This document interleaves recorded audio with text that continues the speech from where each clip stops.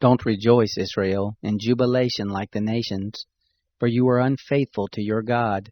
You love the wages of a prostitute at every grain threshing floor. The threshing floor and the winepress won't feed them, and the new wine will fail her.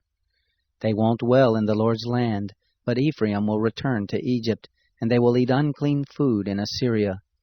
They won't pour out wine offerings to the Lord, neither will they be pleasing to him. Their sacrifices will be to them like the bread of mourners. All who eat of it will be polluted, for their bread will be for their appetite.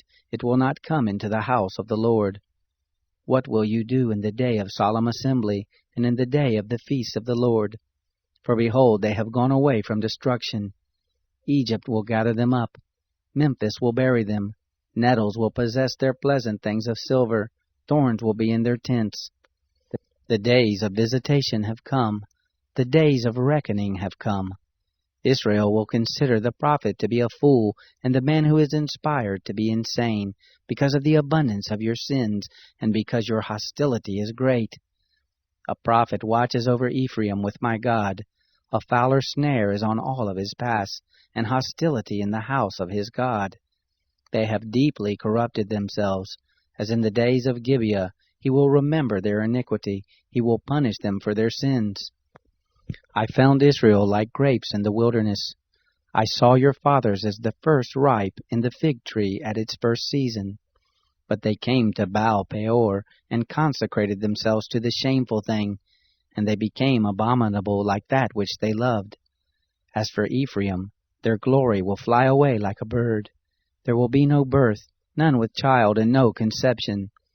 Though they bring up their children, yet I will bereave them, so that not a man shall be left. Indeed, woe also to them when I depart from them. Ephraim, like Tyre, is planted in a pleasant place, but Ephraim will bring out his children to the killer. Give them, Lord, what will you give them? Give them a miscarrying womb and dry breast. All their wickedness is in Gilgal, for there I hated them. Because of the wickedness of their deeds I will drive them out of my house. I will love them no more.